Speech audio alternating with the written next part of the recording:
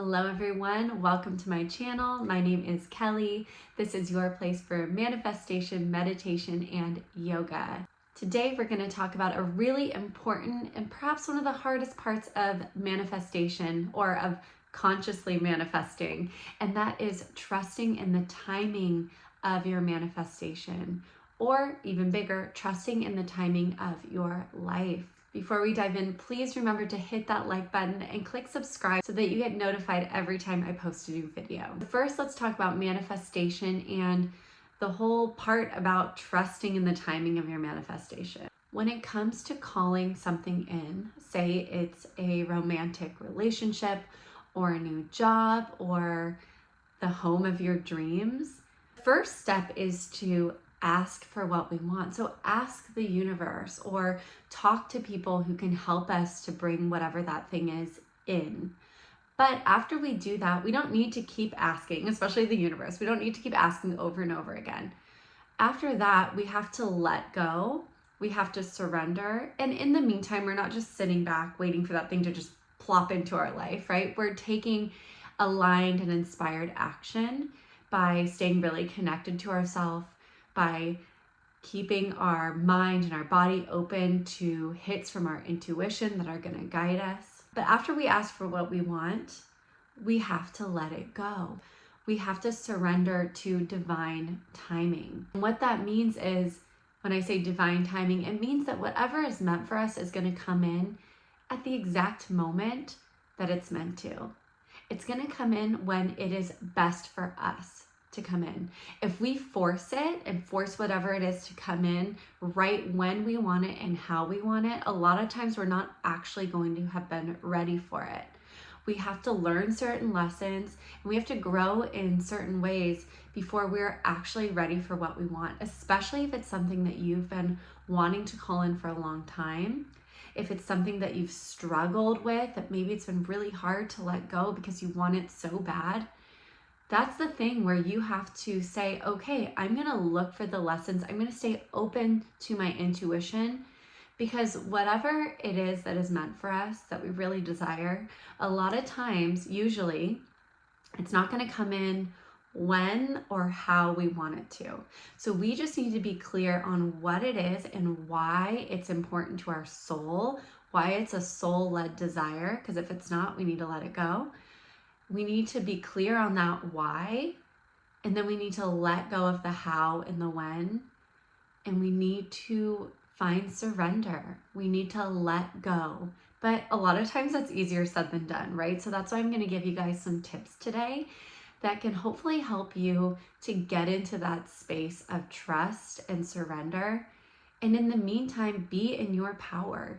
Do what you can, but then let go of the rest. Be open to what the universe wants to bring you, because that is what is in your highest good. So let's dive into the tips that are going to help you to find more surrender and trust in the divine timing of your manifestation and your life as a whole. Number one, focus on what you can control, which is your thoughts, your words, and your actions. Focus on what you consume in your environment, the things that impact how you think and how you feel. Focus on doing practices like meditation and journaling that help you really to understand the types of thoughts that are circling in your mind.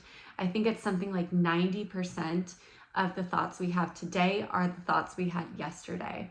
So when you start to actually understand the types of thoughts that go on in your mind, you're going to understand the types of limiting beliefs that might be living in your mind. And if you have a limiting belief around what it is that you're calling in, if your subconscious mind is telling you that you're not worthy of what it is that you're calling in, it's not going to be able to come in. So really start to learn yourself. Learn what kind of thoughts are going on in your mind.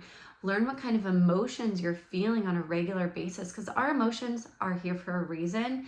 They are teachers, and they show us if we are in or out of alignment. If we are feeling sad all of the time, there's a reason for that. Maybe we need to change our environment. Maybe we need to add in new practices. Maybe we need to go to therapy. Maybe we need to set boundaries with certain people, right? If I'm calling in a new partnership, but I have a toxic ex that keeps surfacing in my life, that's going to make it really hard to find the right person, right? If you're holding on to someone or something from your past and you're not letting it go, it's going to make it really hard, nearly impossible, for that deep, deep desire that you're really wanting to come in. So focus on what you can control, your thoughts, and then your words, and then your actions. When we feel an emotion over and over again, and we start to identify with that emotion, it becomes a thought pattern. It gets seared into our subconscious mind, and then we take action from our subconscious mind. So if there's a limiting belief in there, we're going to find that we're not taking action or the right kind of action towards what we are calling in. So focus on what you can't control. Let go of the rest. What's the rest? You can't control other people. You can't control how other people show up in the world or show up for you in your life, okay? But what you can control is the environment you put yourself in, what you consume on a day-to-day basis, and then what thoughts you attach to, what thoughts you allow to repeat in your mind on a day-to-day basis. You can also control how you show up for yourself, the self-care that you provide yourself, the self-love that you give yourself. There's so much that is in your control, but there's so much that is also out of our control. So do what you can, but let go of the rest. Number 2 is to do things that light you up and bring you into a flow state. So the things that come naturally to us are gifts, the things that bring us into timeless awareness. The more that we allow ourselves the space to do those things, which a lot of times when we become adults, we don't, because those are oftentimes the things that we did as children, but then we become adults and we have to do all the things to work, to pay our bills, to be a responsible adult. We often let go of that inner child self, but that inner child self that is aligned with what lights us up and brings us joy and creativity, that is the part of ourself that is aligned with our purpose or purposes in our life. That is the part of ourself that raises our vibration. And when we are in a higher vibration, we are able to magnetize much easier the things that we're calling in. So that's step 2. Do the things that bring you joy. Right now, I want you to pull out your journal and I want you to write down a list of the things that light you up in your life, the things that spark your creativity, that bring you into timeless awareness, and start to do those things daily, okay? If not daily, weekly. Carve out time to align with that inner child self. Tip number 3 is to do things that help you to feel empowered. So it's gonna include the things in step 2, big time, but also I want you to focus on being courageous every single day. Practicing courage, even in the tiniest ways.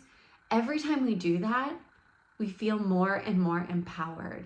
We realize how much we are capable of. So practice being courageous every day. That can be as little as making eye contact with someone at the grocery store and saying hello. If that's scary to you, even a little bit, try it. That is practicing courage, and you're gonna feel more and more empowered the more and more you practice using your courage. Another tip that I really like for this one is to do something that challenges you. So that can be running a half marathon, signing up for some sort of a, nutrition challenge. Do some sort of a challenge, sign up for something that you have to spend a little bit of time doing to complete it, right? Sign up for a course, sign up to work with a coach, sign up to work with a therapist, but do something that is going to challenge you, because once we complete a challenge, it is so empowering. We realize, again, how much we are capable of. We feel this huge confidence boost, and then we start to feel the ability to take action towards even scarier things, which are often the things that we really want to call in. So pick up a challenge of some sort and complete it, and you're gonna feel that huge confidence boost that comes with it. This is truly one of my favorite ways to feel empowered in my life, and it's something I recommend to all of my clients when they are trying to build their confidence and their courage to go after their dreams. And going back to tip 2, the same thing. When we do something that builds our confidence, that utilizes our courage, it brings us into a higher vibration. And again, I could say this a million times, when we're in that higher vibration, we are attracting what it is that we are calling in much easier than when we're in this low vibration and our manifestation's up here. There's a lot longer of a way to go. So raise your vibration and you'll see your manifestation come in divine timing, but probably a little quicker. Tip number 4 is to practice loving kindness towards yourself. When we are on a healing journey or an empowerment journey, which really is our entire lives, really one of the big purposes of living this human existence is to learn lessons. It's to put ourselves in challenges, to get out of our comfort zone. When we're on this journey of life in general, when we're on a journey of manifesting something specific that we're really desiring, it's so important to have kindness and compassion towards ourselves. So practice loving kindness and compassion towards yourself. Know that it's okay if you struggle, right? The more that we attach to the idea of struggling versus just letting ourselves be in the struggle, we're able to come out of it a lot quicker when we just allow ourselves to be in it versus attaching to it and then feeling shame and guilt around it. Instead of feeling less than for feeling heavy emotions or shame or guilt, just allow yourself to observe it, to feel it, and then to move forward, to get back into that state of empowerment by doing something that lights you up, by getting out of your comfort zone. So show yourself love and compassion just as you would a friend or a loved one. Don't be hard on yourself. And if you are hard on yourself, that's okay too. As long as you're not attaching to it, see if you can let it go. Release shame and remind yourself that it is okay to struggle. That is part of the human experience. Tip number 5, practice enjoying the journey. Life is not about what we are manifesting. It is actually about the journey to our manifestations.